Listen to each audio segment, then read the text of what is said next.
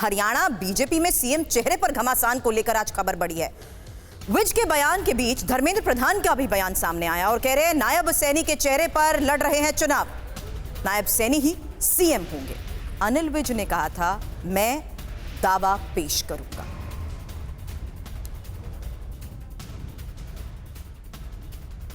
तो अब बड़ा सवाल यही है कि आखिर सीएम चेहरे को लेकर अलग अलग तरह के बयान क्यों आ रहे हैं। खट्टर को हटाकर बीजेपी ने नायब सैनी को सीएम बनाया था। अनिल विज कह रहे हैं कि जीते तो वही सीएम चेहरे पर दावा पेश करेंगे। वहीं धर्मेंद्र प्रधान ने इस पर अब साफ कर दिया है कि जीत की हैट्रिक नायब सैनी के चेहरे पर ही लगेगी। आपको बता दें 90 विधानसभा सीटों के लिए हरियाणा में 5 अक्टूबर को वोटिंग होनी है और उससे पहले ये घमासान। एक और खबर है, TV9 से बोले जिस तरीके से अनिल विज का ये बयान सामने आ रहा है, उन्होंने साफ तौर पर यह कह दिया कि वरिष्ठता के आधार पर वो जीत के बाद अब सीएम पद के लिए अपना दावा पेश करेंगे। क्या कहा उन्होंने, सुनिए।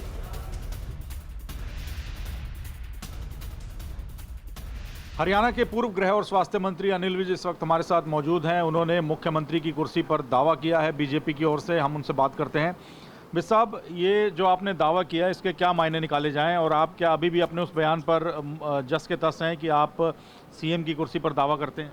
नहीं, देखिए, मेरे ऊपर जनता का बहुत दबाव है, कार्यकर्ताओं का बहुत दबाव था कि आप भी अपना दावा करो, क्योंकि मैंने आज तक कभी कुछ पार्टी से मांगा नहीं है, परंतु इस बार जनता बहुत मुझे प्रेशराइज कर रही थी, इसलिए मैंने अपनी अर्जी लगाई है। बाकी क्या करना क्या नहीं करना ये हाईकमांड के ऊपर होता है। चलिए, इस वक्त की एक और बड़ी खबर का रुख करने से पहले मेरे सहयोगी मोहित से एक क्विक अपडेट। मोहित, अब सीएम फेस पर घमासान कैसे सुलझाएगी आला कमान, यही कहूं, क्योंकि यहां तो दावेदारी अभी से पेश करनी शुरू हो चुकी है। जी बिल्कुल, देखिए अभी भी जो प्रभारी हैं और प्रदेश अध्यक्ष हैं धर्मेंद्र प्रधान यहाँ के प्रभारी हैं हरियाणा विधानसभा चुनाव के, और प्रदेश अध्यक्ष मोहनलाल बडोली सीधे तौर पे कह रहे हैं कि सीएम नायब सिंह सैनी के चेहरे पर ही चुनाव लड़ा जाएगा और वही सरकार अगली अगर बनती है, तीसरी बार दोबारा अगर सत्ता में आती है बीजेपी, तो मुख्यमंत्री भी वही होंगे। लेकिन अनिल विज सीधे तौर पे कह रहे हैं कि उन्होंने अपनी एप्लीकेशन लगा दी है।